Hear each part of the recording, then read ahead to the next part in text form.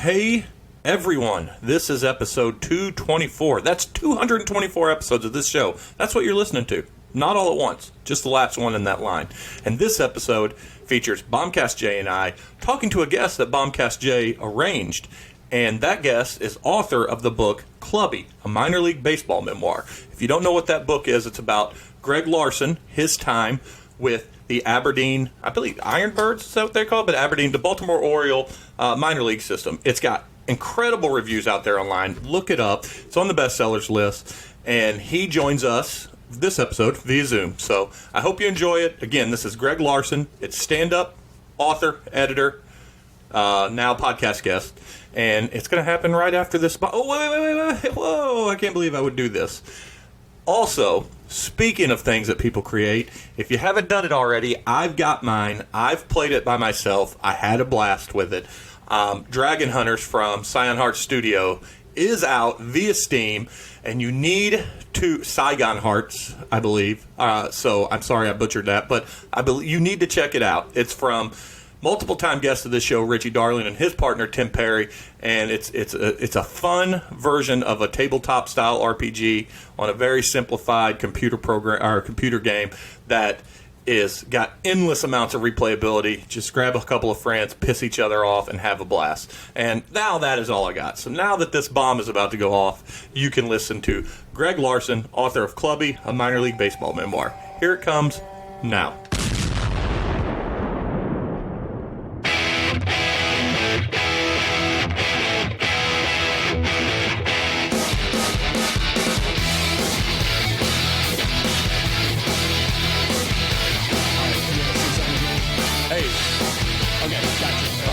Awesome. So I'm Jay. I'm the one that's been talking to you on Facebook. And I'm Jeremy. I'm the guy that created this podcast. So, gotcha. Greg Larson. Good to meet you, fellas. Yep. Yeah, we appreciate you coming on. And I guess unless you've got something specific you want to go over, we'll jump right into it. I'm interested in whatever you guys are interested in, so I'm ready to go. Oh, well, that's great to hear because we are back, and this time it's not just myself and Jay, but it is us talking to someone via Zoom, and that someone is, and correct me if I'm wrong, but are you down in Texas? Yes, sir. Austin, Texas. Austin, Texas. This is the author of Clubby, a minor league baseball memoir. This would be author Greg Larson. And not just an author, but if you go to, there's something I found interesting on your website. Not just an author, but editor, stand-up comic. But what really struck me is I looked at it, and then I brought up MapQuest. So you're stand-up in and around the Austin market, Texas. For that, you got a BA in English from Winthrop University, which is, for those that don't know, South Carolina. Then you have an MFA in creative writing from Old Dominion, which is Virginia. And then the subject of the book was your time spent with the affiliated Baltimore Orioles team, Aberdeen, in Maryland. That's not to paraphrase Chris Berman or the Grateful Dead, but was that a long, strange trip? Yeah, absolutely. And then you add in the fact I grew up in Minnesota, and I have pretty much every climate and aspect of this country covered. In the book, you lived in Florida with your parents. Right. Yeah. All over the place. There's at least a little bit of explanation on that whole East Coast trek that you did from Florida all the way up to Maryland. But and we will jump into the book. But what other than being on the East Coast and stuff in Minnesota, growing up in Minnesota, what took you all the way over there and then all the way down into Austin? Yeah, it was mostly school. What brought me to South Carolina was just, I may as well have just thrown a dart at a map. I was like, I need to get out of the cold. My parents moved to Florida. There's nothing tying me to Minnesota anymore. And I was like, I'm just going to go to school in a place I've never been before. Boom, showed up in South Carolina. And then Austin was a crazy... I showed up in Austin a couple years ago with no job, knowing nobody. And there's a company that I worked remotely for in Austin, ghostwriting. And I just showed up and I just asked the CEO for a job. And after a couple months, he gave it to me. But I just show up into places. But I don't think I'm leaving Austin anytime soon. Well, and it's good that you got there before the boom. And I want to talk to you a little bit about the stand-up comic scene. Do you anticipate, not just because COVID's opening up, but with everything with Joe Rogan, with all these people moving, are we about to experience like a massive boom in stand-up comedy in Austin, Texas?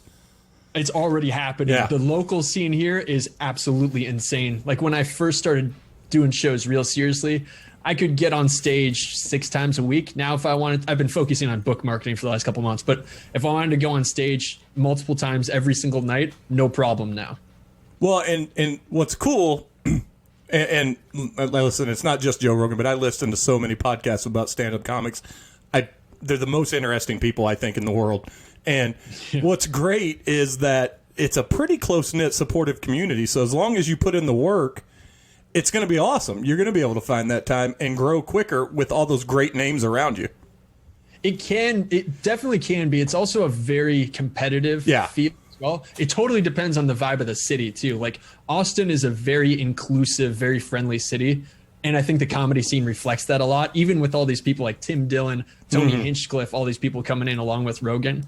It still seems like that very inviting, like tight-knit community, like you said. And now you have Tom Segura heading out there soon. Really? I didn't know that part. Yeah, he's already got the house. And in fact, I was just listening today on Two Bears, One Cave. Burt Kreischer, for his birthday, bought him a jet ski that's at his house waiting on him. But, I mean, you're getting the who's who of L.A. and national comics now relocating to Austin. So as a stand-up, that's got to be pretty exciting, though. It's really exciting. I'm experiencing a lot of FOMO right now because I got COVID at the end of January, and I'm all good. Everything's all good. I had a couple of days of like flu-like symptoms and everything, but I'm back. But right when I got out of COVID, it was like time to start ramping up all of my book marketing stuff, which has been exciting. But stand-up has had to go on the back burner for like a month and a half. So I'm seeing all my friends do these amazing gigs, like opening for Sam Tripoli and all these traveling comics, Mark Norman coming through. And I'm just sitting here like, oh my God, do I need to get back really quickly or do I need to focus on book marketing? But the answer is yes to both, right? Right. Yeah. Right. Well, we'll jump into the book, and I have to apologize. Jay got the book, and he read it, and he got it to me last week, but I too have to focus on the day job thing and kids, so I have not got to read it yet. I did go read the blurbs, read a lot of the reviews on it, and by the way, currently setting from a Barnes & Noble review, 5 out of 5, and in the Goodreads, which are kind of two of the metrics now, like a 4.6 out of 5. That's a tremendous first outing for a book right there. Yeah, especially it's only been out right now as we speak. It's been out for less than 3 weeks. And there's a good amount of reviews. That's not just like your aggregate of 2 people. There's a lot of reviews on it out there already. Yeah, and seeing some of the editorial reviews coming in too, it's really exciting. It's kind of scary too once you start seeing like, oh man, this is gaining some momentum. Is an exciting and scary feeling, you know? Yeah. So let's start at the beginning. How did you get into baseball? Wait, hold on, Jay. I'm having a really hard time hearing you. It's almost like your mic isn't on. Oh. We have that problem with Jay sometimes. Yeah. Let me check. All right. Is that better? Not really. I can barely hear you. That's odd. I've got him perfect over here. Yeah, Jeremy, I can hear you perfectly. Yeah. Well, I tell you what, I can always edit this part out. Let me try to fix it real quick. Okay. Yeah, you're loud as can be right here. Look at that Baby Yoda plush back there. That's pretty cool. With a little crucifix next to it as well. Like a baby Jesus style. Yeah, that's Daredevil with him. So let me try. Let me just switch out my cords on you there. Okay. See if that helps.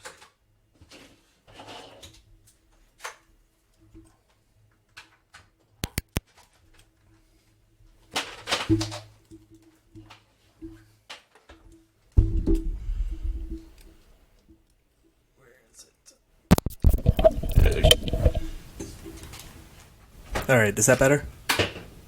A little bit. Okay. Honestly, I can't even tell if it's coming through your microphone or Jeremy's. Here, let me do this. I can hear you just a little bit. Okay. Better? Now I got you. Okay. Now I got you. Let me. Here. Turn my headphones down a little. I was just telling him that I had a daughter had a friend sleep over, and they did YouTube channel stuff, and they messed with my soundboard the entire weekend. So. Gotcha. Yeah. Okay, so let's start at the beginning. How did you get into baseball? I think I got into baseball immediately So there's a 2002 season, I believe it was, when the Minnesota Twins and the Montreal Expos were on the brink of being contracted from Major League Baseball. Yep. And the Expos, well, obviously, they got cut out. And the Twins, they're the contraction kids, like fighting for their lives. And they had their first winning season since, I think, the early 90s, since they won the World Series in 1991. And I just hopped on the bandwagon. I was 13 years old, and I just saw that they were at the top of the standings. I love the underdog feel of that team, where the stakes were so high, like they were literally fighting to keep the team in Minnesota. I would go to the Metrodome. Like, the Metrodome was a depressing place to watch a baseball game. Like, so I get why it exists in April and October, but in the middle of the summer is not a great place. But yeah, I was just completely obsessed with the game in junior high and high school. And as a Minnesota kid, like I stunk. I wasn't even good by Minnesota standards. I was the backup shortstop on my suburban high school team and bat .091 my senior year of high school. Like, Yeah. But I was obsessed with it. Nevertheless, it's just so fat. There's like an endless amount of things to be unpacked in the game. Right. And so when you went away to college, did you try out for the team? Yeah, I tried out for the Hamlin Pipers Division III baseball team. The school was smaller than my high school, and I chose it specifically because I thought I'd be able to play baseball, and then they cut me within 48 hours. You were crossing your fingers that there's a chance that you could make it. Dude, when I told people that I got cut from the team, they said, wait a minute, I didn't think that people got cut from Division III sports teams, which is mostly accurate. Yeah. And so you went into being a clubby for your college teams, right? Yeah, I was for one season my senior year at the school I transferred to in South Carolina. I was the clubby for them, and it's a whole different ball game being a clubby in college because like local restaurants would provide food for the team, so they would just like deliver the food to the stadium. The laundry was easier. There's like more money in the program than when I went to professional. Oddly enough, That is odd. it's so strange. Like it was a better run operation than when I went to single A baseball. Yeah. So how did you get in with Aberdeen? Well, after that year, I was the clubby in Winthrop. I graduated. It was 2011 when I graduated. Moved down with my parents for a year, and I was just like listless. Recession. I had a bachelor's in English. I wanted to be a writer, but I didn't know how to do any of it. All this like self-loathing kind of stuff. And I thought, well, I'm going to join like these message boards, Teamwork Online message boards, job listings to get a job in baseball. And it just so happened that a job opened up in Aberdeen. And like, I didn't know it until years later, but that's a complete fluke because those clubby positions in professional sports get handed down generation after generation. And it turned out that I happened to graduate right at the time when that job opened up in Aberdeen. Now, what years was that? That was 12 and 13 or 13 and 14? 12 and 13. 12 and 13. Yeah. And so were you were in spring training though with them? You moved up.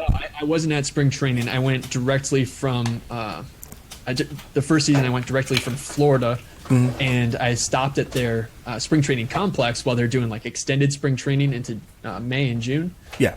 But no, I was not working with their spring training campus. So as a Twins fan, you're going into the Orioles. Did you feel a conflict of interest? I did. It was interesting because when I showed up, I was worried that I would be like some mole or something, that they would see me as some outsider because I had I wore a Twins cap and I had a Twins blanket that my mom had made me, and some players were going to live with me, and I worried that if they saw me sleeping with a Twins blanket that they would ostracize me or something. And then it turns out that in professional baseball, players will make fun of each other if they actually change their allegiances just because they play for their team, which was so fascinating to me because I was like, man, some of these guys aren't even fans of the team that they're playing for. They're like a Padres fan or something. No, it's interesting. You were more worried about them seeing that stuff. Did it ever cross your mind just to put that stuff in the closet and keep it there until after you became friends with people for a while? That's the thing about me, man. It's like I'm just going to be me. I'm not going to hide it. I'm just going to put it out there. No, and it's funny you said that since you're a stand-up now, or you do stand-up now. Was that something at that time also that was kind of interesting to you? And like at the time of you were doing baseball, were you also interested in being a stand-up? Yeah, it's really interesting, man. I first did stand-up my freshman year of college at Joke Joint Comedy Club in St. Paul, Minnesota, which no longer exists, by the way. It was knocked down.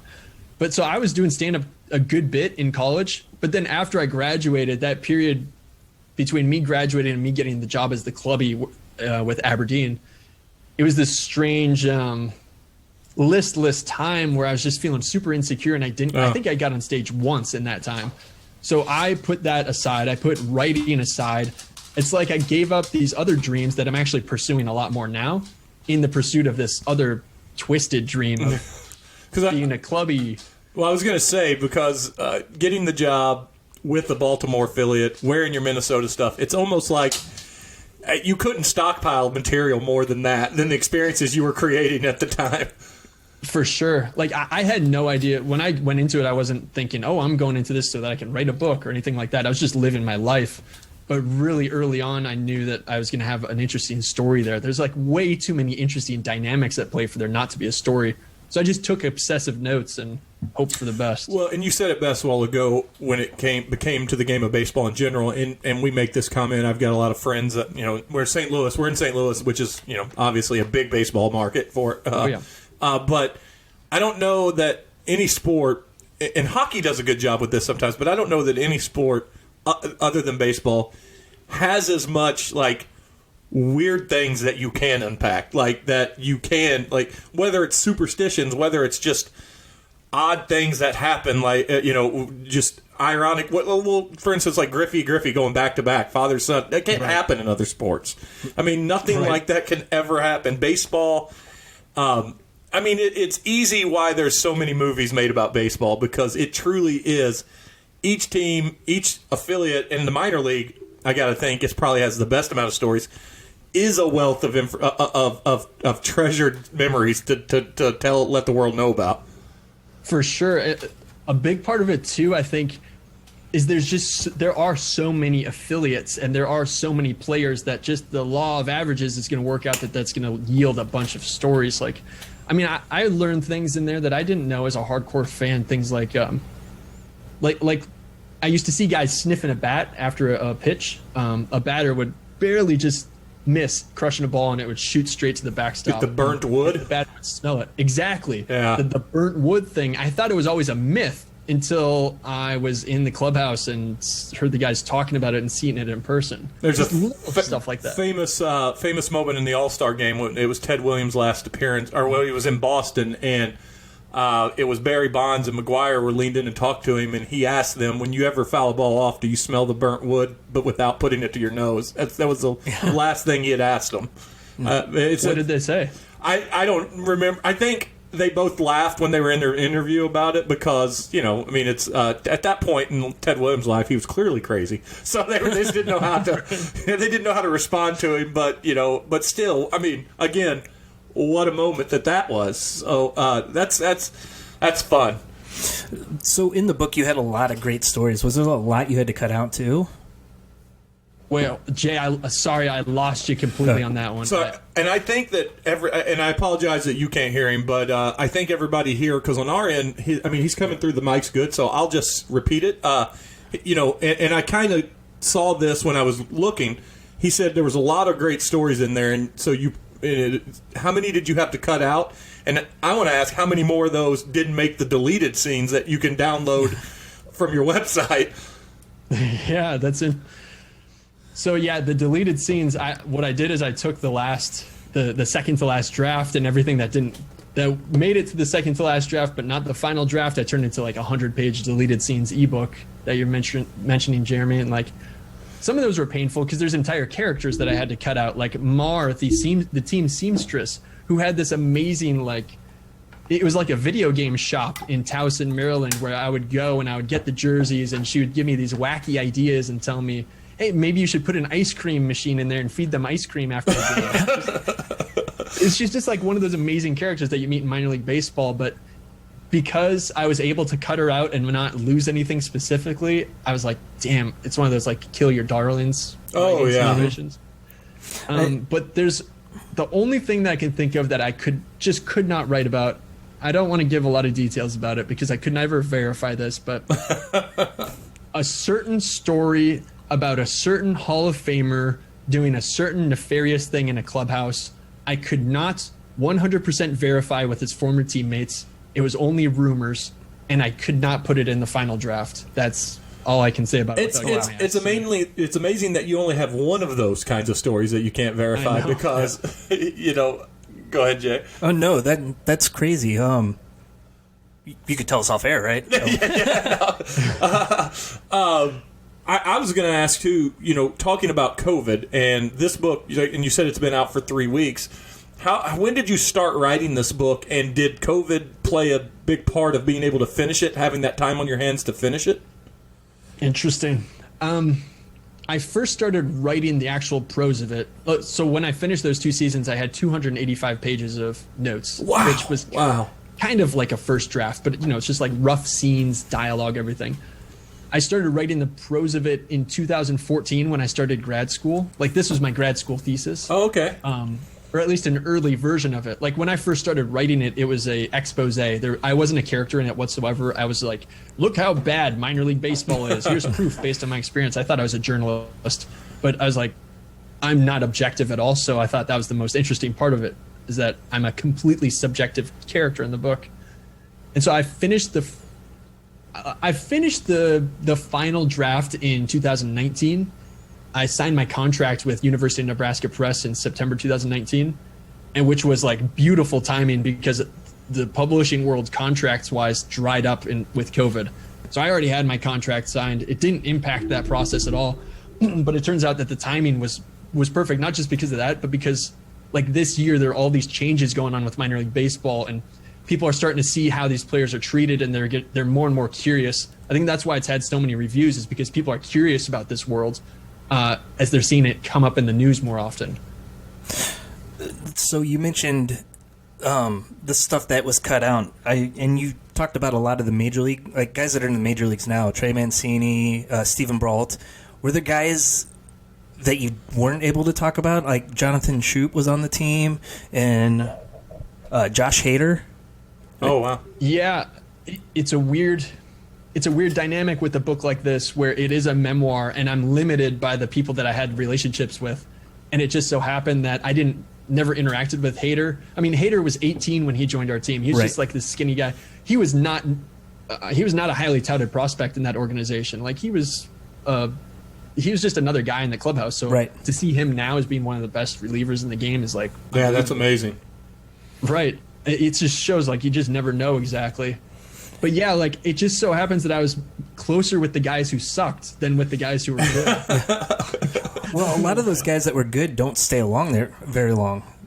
They're there for a couple weeks and move along. True.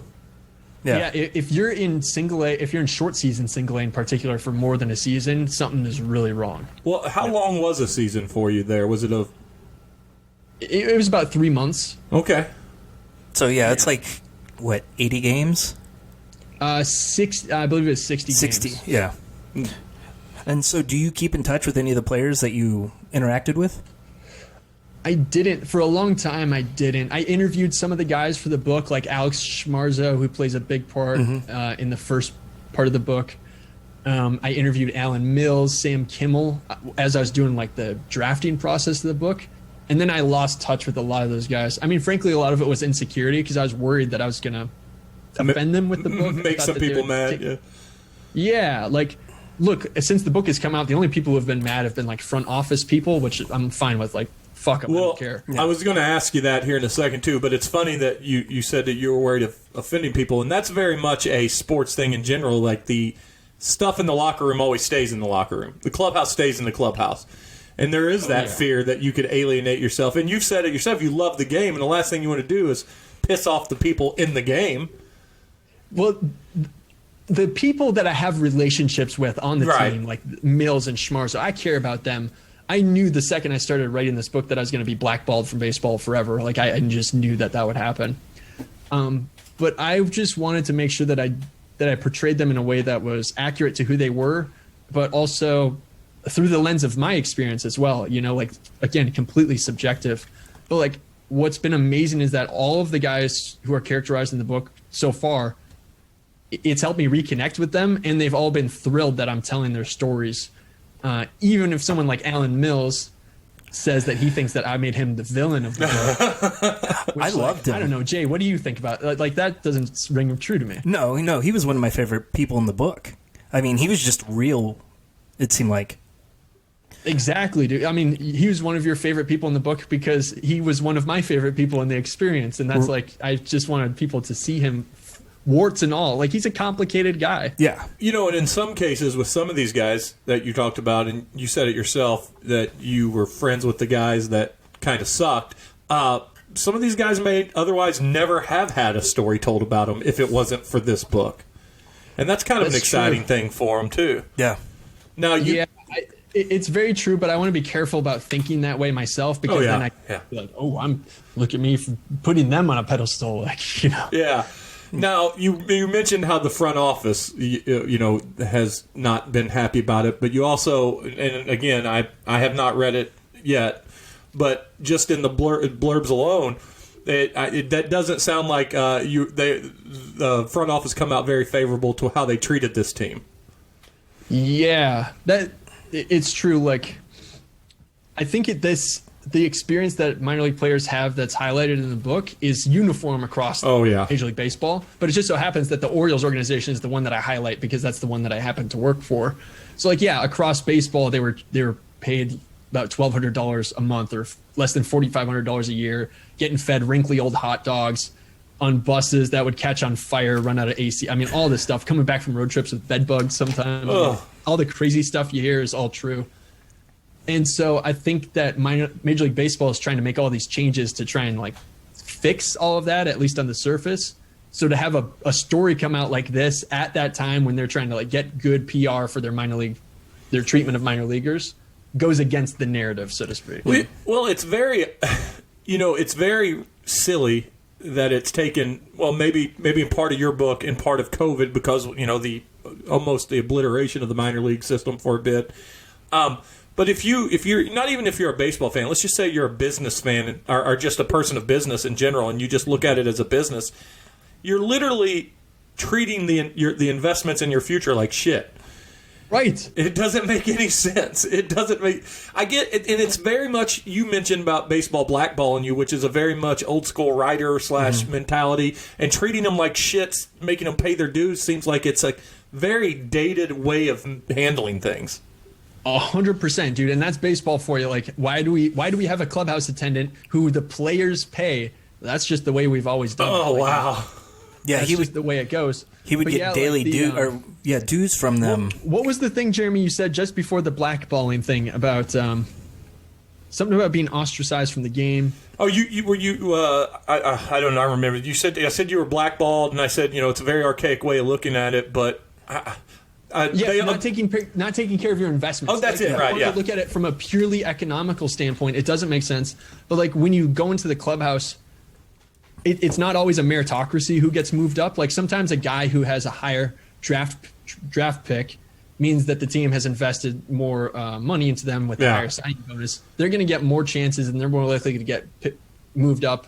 Just like confirmation bias. We don't want to admit that we were wrong drafting this guy so high. Oh, yeah. And then, I mean, it's just like sunk cost fallacy. We've already put so much money into him. We don't want to waste it by releasing him. And I think that doesn't make sense from a business perspective or like a product on the field perspective. There's not a junior college business class in the world that would ever teach you the way baseball runs itself. I mean, it's just not done. Yeah. And so there was another aspect that I found entertaining was the Major League Rehabbers. So you talked about Brian Roberts coming down, and then you mentioned Zach Britton almost came down for the playoffs, but you guys got eliminated. So what happened with him? Did he just stay up with the Orioles? Britton, so the Orioles season had ended, and we were the only affiliate left who was still playing in 2013. And so he had nowhere to get. He had a really terrible outing to end his 2013 season, and he had just come off the DL, I believe. And so Buck Showalter and Brian Graham, the director of player development, wanted him to get like a couple of games with the Ironbirds so that he could get the bad taste out of his mouth before going into the offseason. And we were all like in our clubhouse, we had our own culture and we were fighting for a playoff chance and we were trying to be like the only team in the system to go to the playoffs. And then they want to send us a guy. Alan Mills put it best, our pitching coach. He said, if a guy can't throw strikes at the major league level, he can throw strikes in minor league ball. It doesn't matter. Strike zone's the same. And so we had this weird situation where we were like, no, we want Hunter Harvey and Sebastian Vader to go on the mound for us. We don't want Zach Britton, this major league rehabber, this like ringer. We were like, fuck, somebody convinced Showalter to not bring him to us. So in the end, he never made a start for us. The only soundbite that you just said that's going to make a lot of my friends that I know that are big baseball purists mad is when you said the strike zone's the exact same. It differs from pitch to pitch almost. Yeah, I'm with you. So explain to everybody what happens when a major leaguer comes down. I mean, with just the attitude, the post-game spread. For the like, as far as the attitude goes and like the vibe and the culture, everything is the same. Like he's just another guy. Maybe it is very interesting when he shows up. His equipment is nicer, and maybe he has like the big Orioles pants that he still wears. But like he's just another guy, which is a cool vibe. But what gets everyone excited is the fact that it's customary for a rehabber to buy the post game spread for everybody. So instead of me giving them the leftover hot dogs and hamburgers from the concession stand, Brian Roberts comes in and he's like, here's my credit card. What's the best restaurant in town? And I say Applebee's. And he says, okay, get them Applebee's. I go to this credit card to get like $600 worth of Applebee's for the guys. Now, you a while ago you mentioned, and if it's in the book, great. If it's okay to talk about, you got paid dues by the players. And what how much and what was that like? So the dues were $7 a game. And ostensibly that was for doing their laundry, feeding them pregame meals and feeding them postgame meals, which like, again, why is the major league team not doing that for them? Why are they paying somebody to do their laundry for them? It makes no sense. And like, luckily the due system has been abolished at this point. But then there was this like weird pressure in the culture to tip the clubby.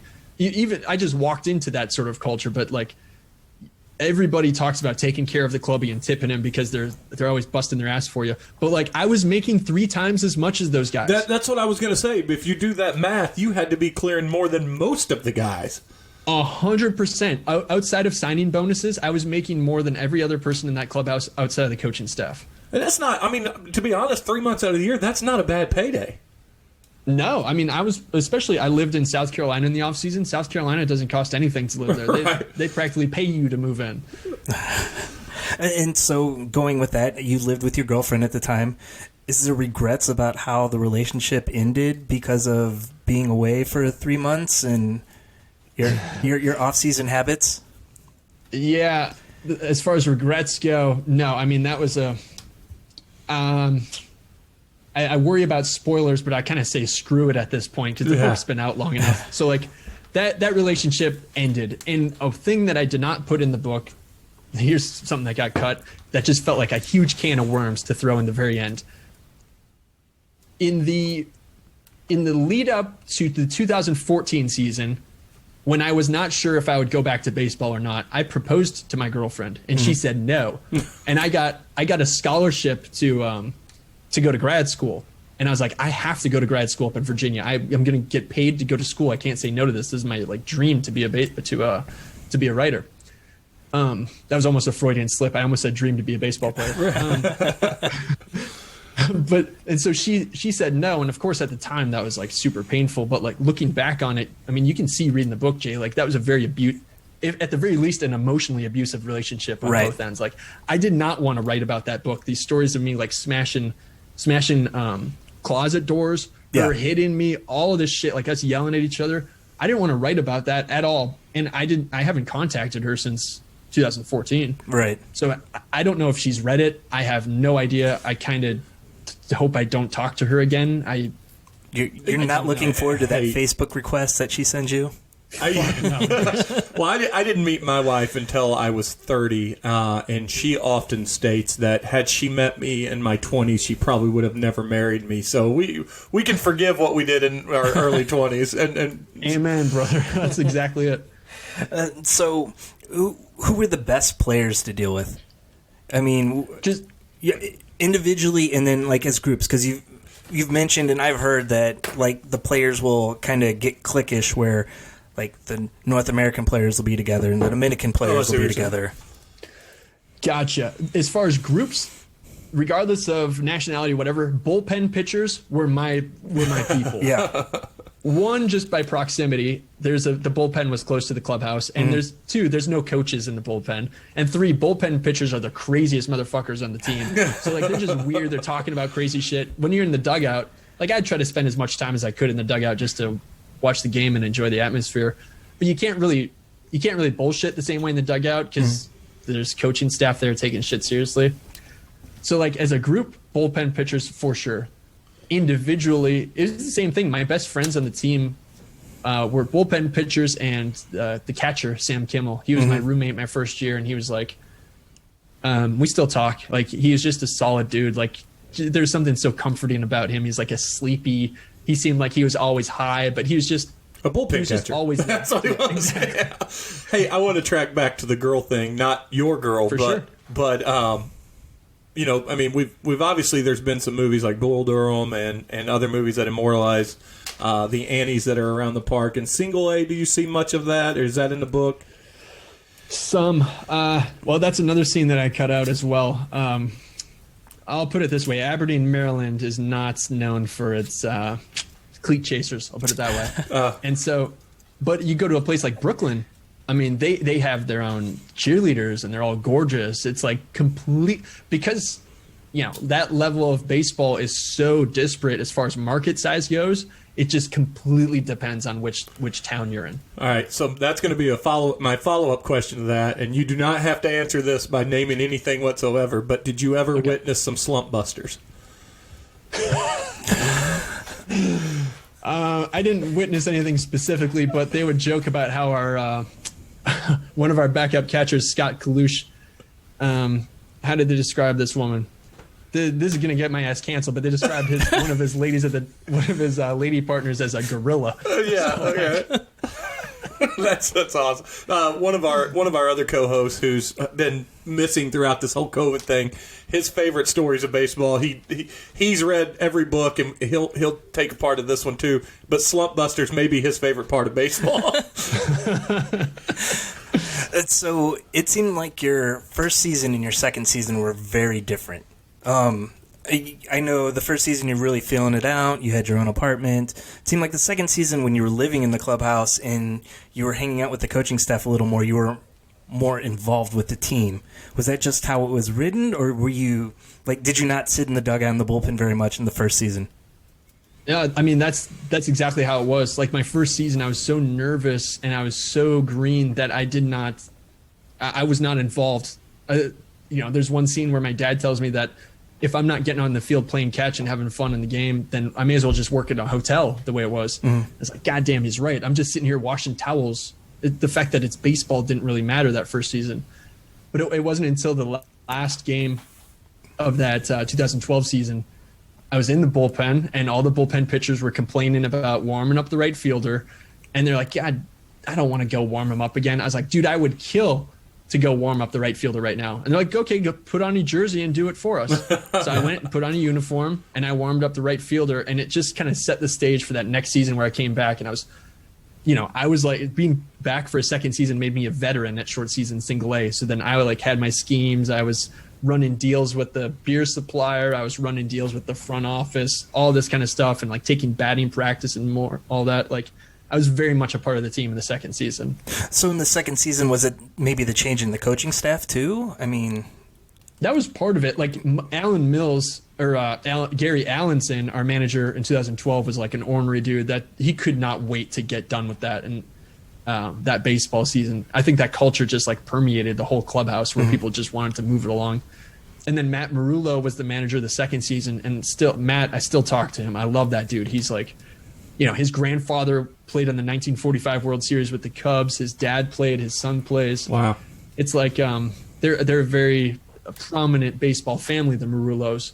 And he created this culture. One of the first things he said during like his press conference before the season, he said, "This game will always let you know how bad you are, but sometimes you need people around you to let you know how good you are." And that mentality completely dominated the culture of that clubhouse. And yeah, a big part of it was those guys, but a big part of it was like me opening up and being more confident. Because like I was the only one stopping myself from doing that stuff the year before. Well, and you'd said earlier that you were coming off of a very melancholy point in your life too. So you were just learning to come back out of your shell and be that guy again that was willing to get on stage and stuff like that. 100%, dude. Like you sound exactly like my girlfriend at that time. And so, like, what did it mean to take batting practice after hours when you guys are having a few beers? Yeah, man. That night in the cages, about halfway through my second season, the second season, it was like a slumber party a lot of those nights where we just have a ton of beers. Me and the coaches would just, most of us would sleep in the clubhouse. And there's that one night where Matt Marullo and Paco Figueroa, they took me out into the cages and they like gave me a hitting lesson. And like Matt Marullo fixed my swing in 20 seconds. And I had spent all this time like trying to fix my swing as a high You just needed that guy back in high school, and you wouldn't have got cut from Division III baseball. That's a leap. Yeah, that would have been better. We might need What did it mean? It was like I had all these feelings of feeling like I was more part of the team, but it was like them saying, the manager saying, like, "Hey, you're really a part of this. You're a part of this team." Yeah. We might need his contact information for the 12U softball team that our kids play on. Yeah, their coach right now hasn't fixed their swing, but he's sitting right here. I want to. You did 2 years there, and then I'm guessing you didn't do a third because of grad school. But what is the? You mentioned how hard it is to find these teams. What's the average lifespan for a clubby? It's usually very long. I mean, I should put it this way: the higher up the organization you go, the longer it is. Okay. So like the guys on the Baltimore Orioles, they've been there for decades. Yeah. It's like the family, the Tyler family, I believe is their name, and they just churn and burn like the same dudes. The lower you go, it's more common for there to be a little bit more turnover. So I would say less than 5 years at that level. Did you find out at the single A level? Did you ever find out what happened to the previous clubby and why they put an ad out, which was you said was rare? Oh, for sure. The previous clubby was like Matt Powell. That's funny. I haven't thought of him for a while. But the previous clubby, he got a full-time job and he had to move on. And it just so happened that they didn't have anybody else in the organization to like call on. That's normally the way it would have worked, is that somebody somewhere would have known somebody who would have loved that job, and like there's just an empty space there. So as an outsider coming in, I mean, did they really take you in and like explain things to you? Because it seemed like No. Well, because at the end of the first season, they came in and said the clubhouse is dirty, and you did an okay job, but it's got to be better, right? Exactly. Yeah, Jake Parker, he still works for the organization. Jake Parker was basically like the overseeing clubby for all Orioles minor league teams. He was basically the only job training I had. So I was in Fort Myers staying with my parents, and I had to go up to Maryland. And on the way is Sarasota, Florida, which is where the Orioles spring training complex is. My new boss with the Ironbirds, he said, stop in Sarasota, see Jake Parker, and he'll give you the rundown on what this job is like. And I show up for like this. I show up to the stadium, and there's minor leaguers and major leaguers all in the same complex. I'm showing up green. This big buff dude is showing me around, telling me the lay of the land, and it's like this 2-hour crash course. That's where the book opens. And even as a baseball fan and somebody who like grew up obsessed with the game, I was completely overwhelmed by all these like dues and spreads, and they're all giving me like their beer. Gary Allenson is telling me what kind of beer he likes to make sure he has it in the clubhouse, and I'm just like completely overwhelmed. But it's like, baptism by fire, dude. You just show up and figure it out. Like, that's baseball. Yeah. And so how was it the second season living in the clubhouse? That was I don't know, man. There's no windows. It's like I'm sitting in there. Very much a dungeon.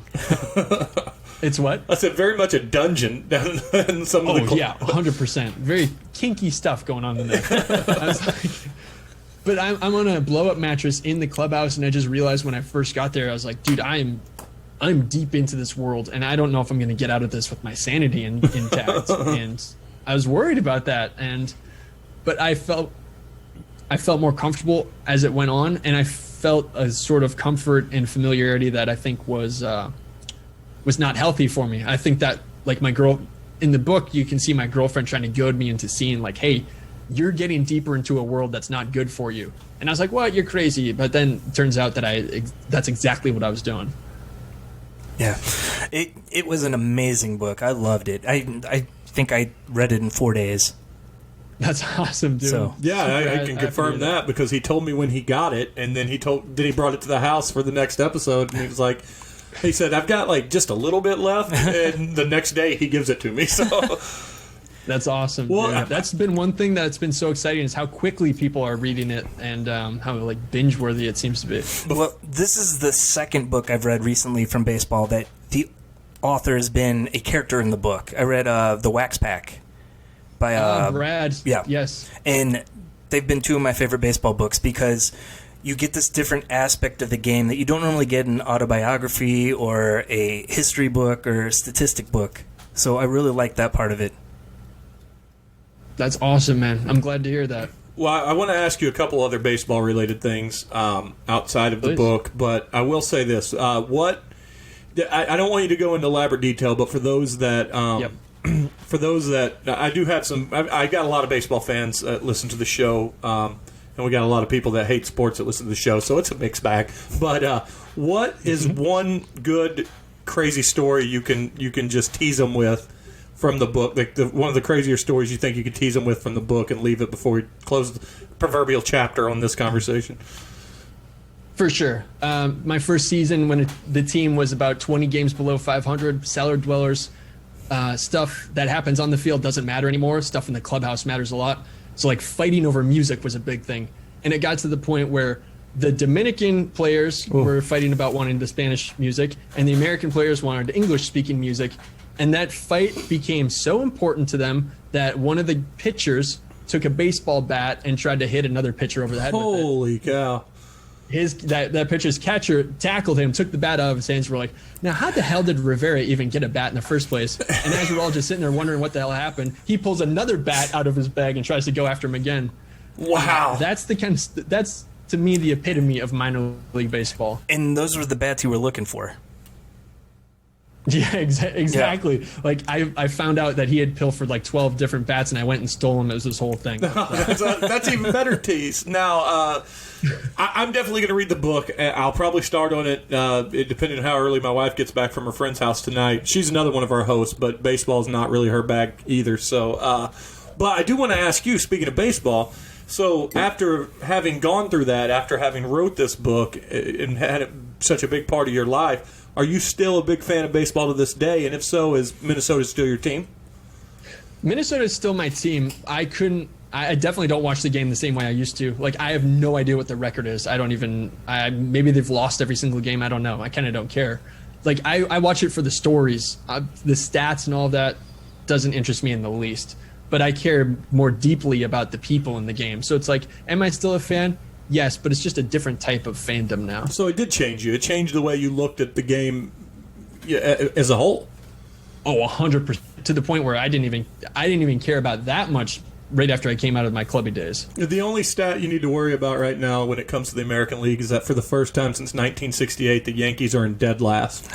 Hell yeah, I'm happy to hear that. So then do you follow the players that have made it, like Mancini and Hader and those guys?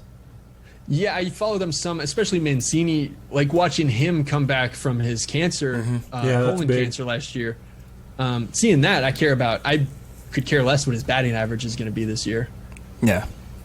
In a very, I don't know, we won't do it so much this episode, but we always have this segment where we call it Throw It to Missy at the end of our episode, and that's where we do a lot of quick hits and just things that have interested us, but we don't get a bit of long detail. We call it Throw It to Missy because my wife never brings anything to the podcast, so we named that segment after her.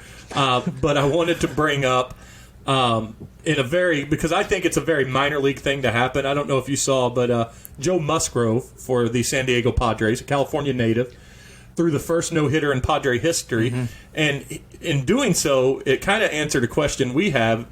from a few episodes back is Ballast Point just came out and said in honor of his no-hitter for San Diego, they're giving him beer for life. Oh, wow. So I think it's a very minor league way of paying off a guy for a no-hitter. Yeah. And it tells us that Ballast Point's still brewing beer. So. Yeah. Well, Cincinnati did something for Trevor Bauer last year when he set the record for like most consecutive 10 strikeout games.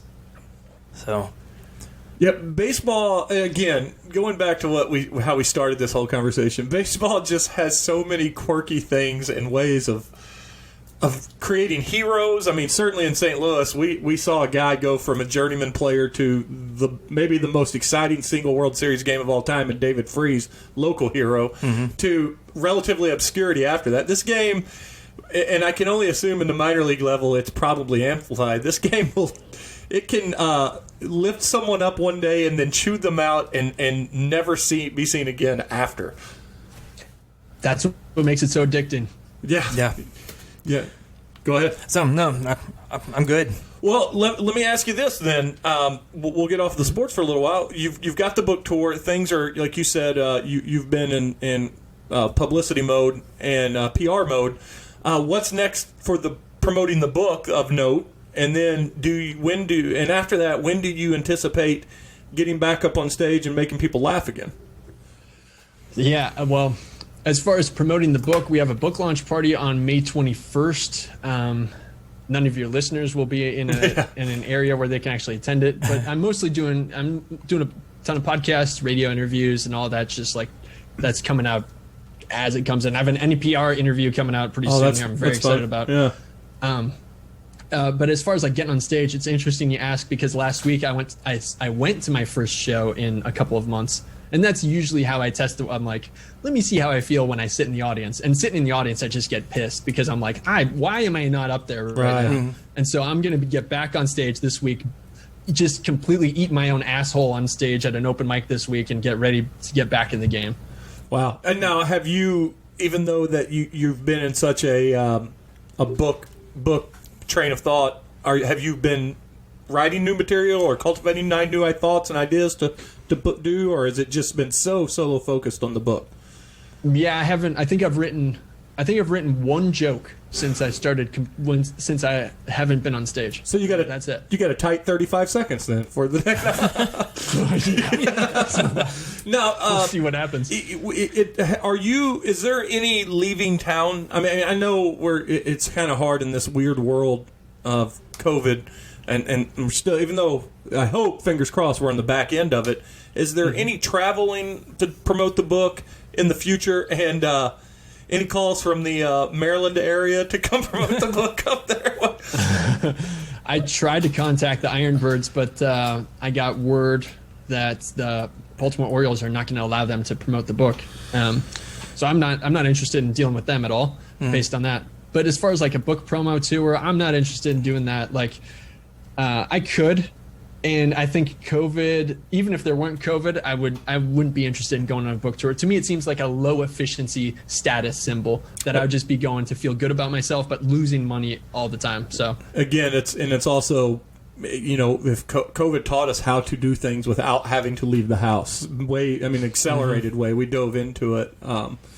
Yeah, well, I got to tell you, I'm super excited about reading the book, and I'm cheering for you to get back up. I'm just my wife. It's annoying for my wife. I'm just a giant fan. I'm a giant fan of baseball, the Cardinals in particular. I tell people I have no religion, but I do go to church at Busch Stadium.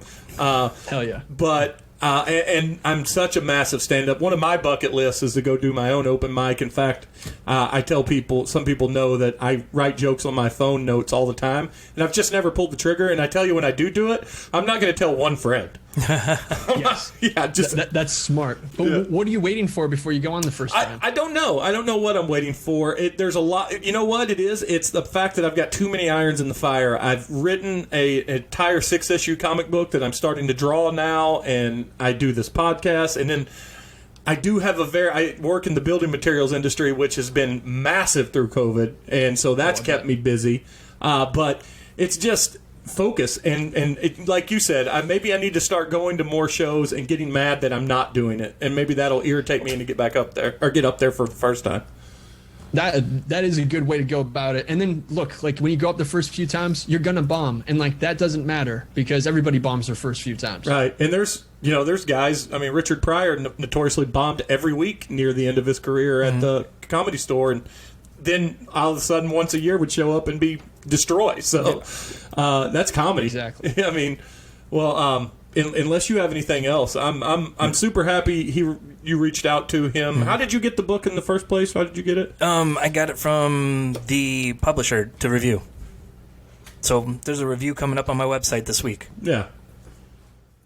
So Hell yeah. So look, I appreciate you guys having me. This was awesome. Yeah, and I'm glad that you ended up being able to hear Jay. I have co-hosts on for a reason. I need to let him talk from time to time.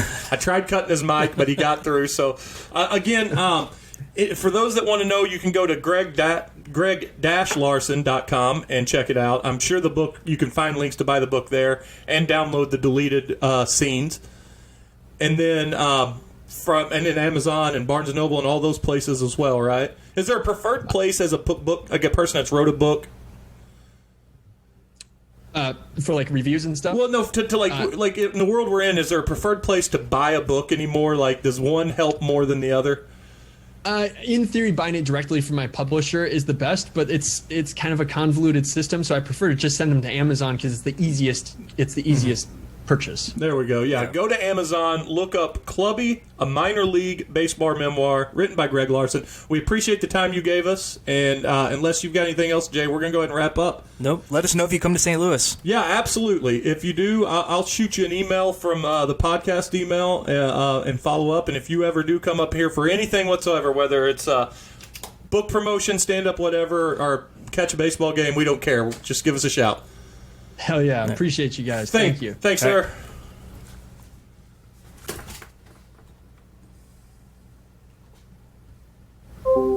That was a good time. Yeah, it was. a good time. Yeah.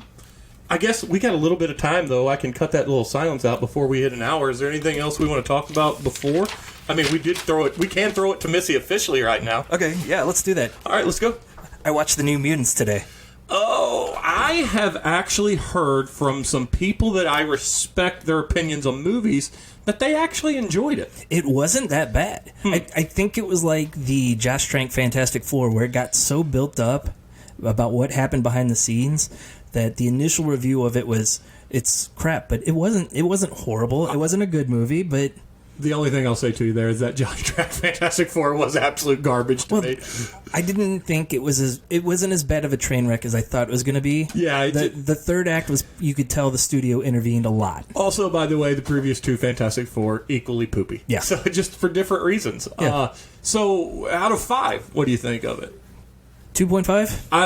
Average. Yeah. Average. I'll watch it. Where did you watch it? Did you rent it? No, it was on HBO Max. Oh, okay. I need to then I'll watch it. They just got it in the last couple of weeks. Okay, so. I did not know. I haven't checked out HBO Max since the Snyder Cut because that was 4.5 hours. I'll never get back right there. So it was one of those things where I'm like, oh, I get Cannonball, I get Demon Bears. It's things I want to see. So also, I've said multiple times on this podcast, and especially our comic book version of the podcast, I have a hots for Magic, the character. So, and she was awesome in it. Yeah. So, and that, as long as they knock one of the characters out of the park, and that one in particular, I'm going to be fine with the movie. I'm sure. Yeah, I was disappointed in Cannonball because his fake accent was horrible. The fake hillbilly. Yeah.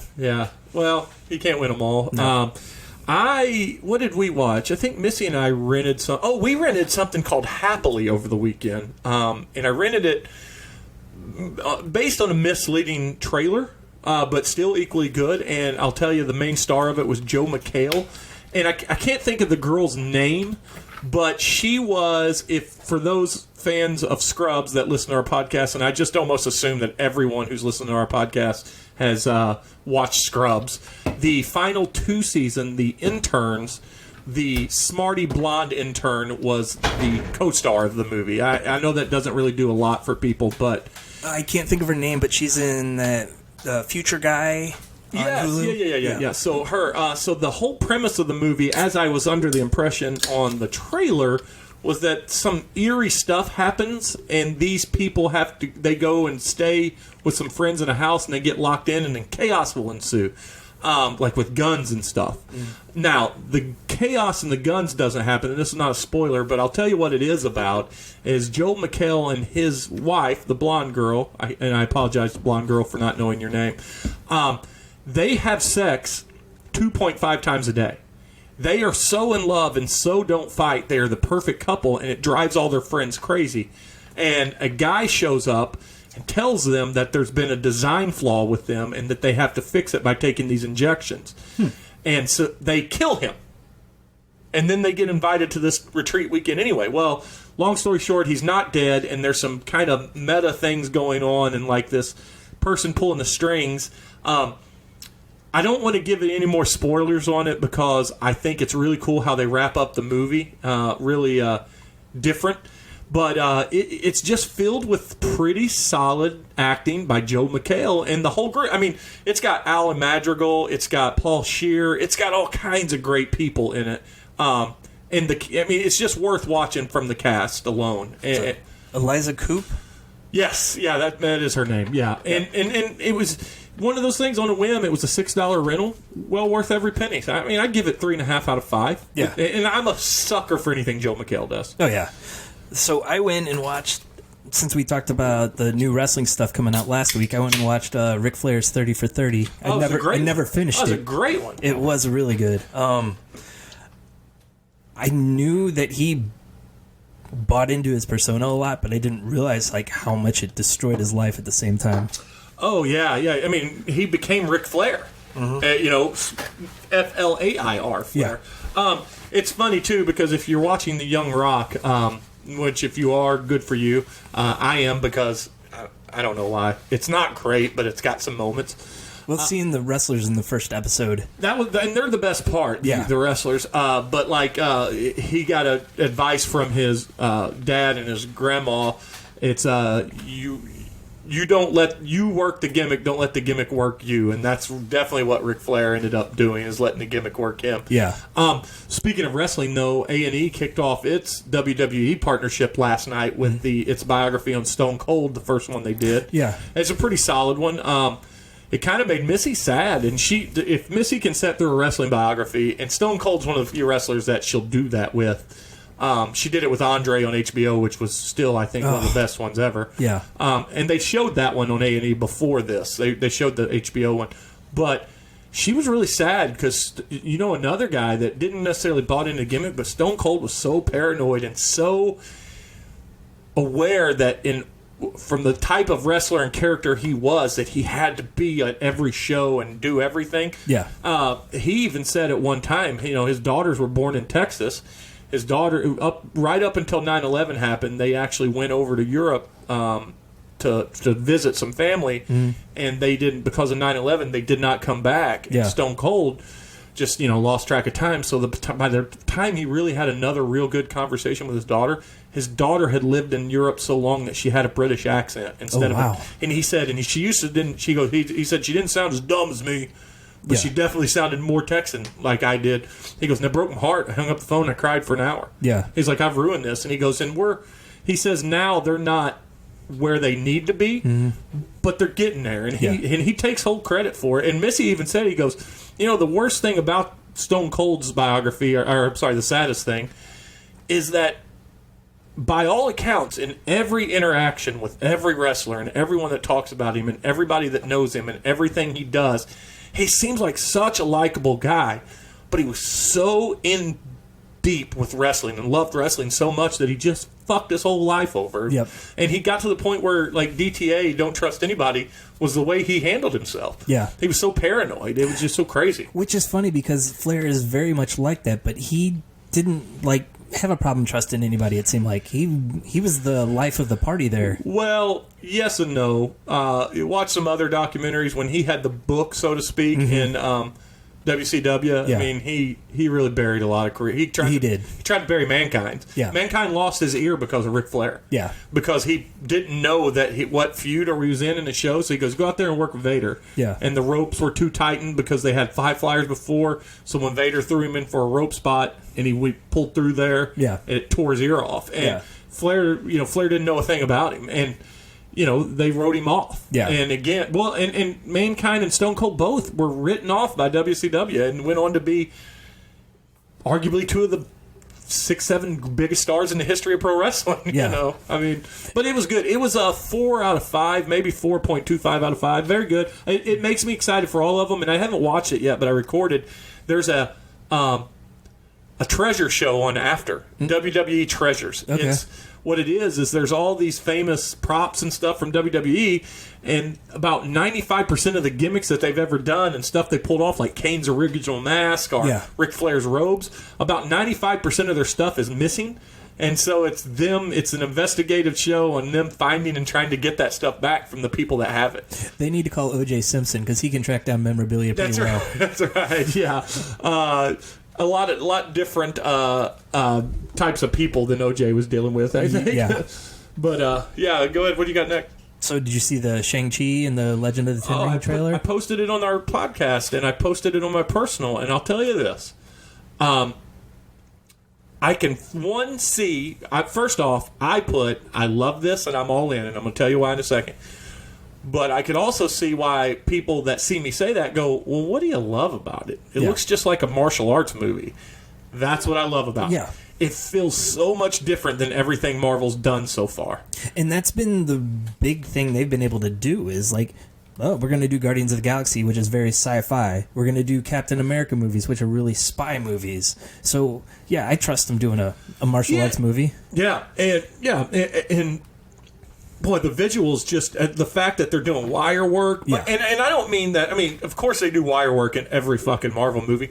But there's a difference between wire work and kung fu wire work. Yeah. And they're doing Crouching Tiger, Hidden Dragon style special effects. That's exactly what I thought when I saw those scenes when they're fighting in the woods. It looks great. Yeah. I can't wait for it. Yeah. And again, we talked about it on our Marvel wrap-up episode when we talked about talking to the shareholder meeting notes. This movie was going relatively under the radar, and that usually scares me. Yeah. When you hear nothing about it, like, you don't get, like, set release pics and stuff because they like to generate some buzz. Right. They just kept it under wraps, and, it looked great. And I got to tell you, it can go one of two ways. I think this person's ungodly talented, but when you throw in comic relief, it can go one of two ways. It can be very funny or it can be distracting in the movie. And Marvel's hit it out of the park with their comic relief with, like, Michael Pena and now Aquafina. Yeah. That little short clip at the end, Aquafina was hilarious in 10 seconds. Yeah. So do you feel better about the Eternals? Because we have seen absolutely nothing about that. Yes and no. I mean, I feel confident that Marvel will make an entertaining movie. Mm-hmm. But again, I've said this. Neil Gaiman did not make me like the Eternals. And I read the first issue of the new series that came out on Marvel Unlimited last week. Yeah. And the first half was just a convoluted mess. And it was tying back to Neil Gaiman stuff that I didn't even remember. Yeah. And then the second half was entertaining, but then Thanos showed up. So anytime you put Thanos in a book, it usually gets a little bit better. Well, there's also, to me, that's also a kind of a symbol of, put Batman or Wolverine in it. It'll increase sales. Right. You put Thanos in a book because you need to generate some interest in the book. And I have had zero interest in the Eternals since I've tried reading them in multiple times in my life. Yeah. Just they look cooler than the story is, if that makes sense. And it's sad that the two most famous ones are Gilgamesh and Circe because they were Avengers. I didn't even realize they were Eternals. I thought they were Avengers for... I mean, I knew they were, but I didn't... I mean, I knew they were because I knew the character's history. Yeah. But... you couldn't convince me that they were just by, Yeah, 8-year-old me who picks up an Avenger and sees that's the first thing I think of. I don't know there's a whole backstory for some of these characters. Knowing that they were Eternals did nothing for the story for those two for me. So, I'm excited about that. I will say this. I want to bring up one thing. Z-Man Productions, Mike Schilling, who is a very good friend of the show, very good friend of real life, I usually like what he does. He has a YouTube review channel. For the first time ever, I wanted to throw something at him because his review of Godzilla was maybe the worst. Godzilla versus Kong was maybe one of the worst takes on a giant monster movie I've ever seen in my life. He trashed it. Yeah, he's like the characterization is bad. These characters don't evolve. They don't make any sense. And like, do you know there's giant monsters in the movie? Yeah. And have you? And what I asked on there too, he goes, I said, man, we couldn't be way more in disagreement on this. He goes, you liked it that much, huh? And I go, I've watched it 3 times. Yeah. It makes if you watch the other ones, the characters don't evolve worth a shit. But even if you watch the other ones, at least you know their story. And I stand by the fact that movie's a 5 out of 5. Yeah. It's a great movie. And I just wanted to bring light to the fact that Mike Schilling couldn't have been more wrong. The guy's a good dude, and I like him, and he's usually a smart guy, but he's 100% wrong in this one. You're going to get the podcast in another feud. I don't mind. But yeah, I love Mike. I love his show. It's just too bad that he's 100% wrong in this respect. I still haven't seen it. We almost went to the theater on Saturday, but my brother was in town with his 1-year-old son, so... At this point, I'm going to stop talking about Godzilla vs. Kong, and you just tell me when you have seen it. We're going to watch it this weekend. We're going to watch Mortal Kombat. Oh, God, that's this weekend? Yes. And I don't think we have a game 1 this weekend. Oh, I can't wait. Yeah. I can't wait. Anything else we need to talk about before we leave? You got anything? That's it. I don't know that I have anything else, but we officially went over our hour now, so that's good. We were supposed to do 2 episodes tonight, so next week we don't have an episode, a guest, so we'll just do a regular episode if you're in. And then the week after that, we have the Dungeons and Dragons guy is going to come on. Okay. I think we're going to record on a Sunday though to make it easier for them. Okay. I'll let you know. I'll put it in the calendar and we'll do that. But other than that, I don't have anything else. All I need you to do is woo the people with your sultry voice. Bye, everybody. All right, we're going to wrap up.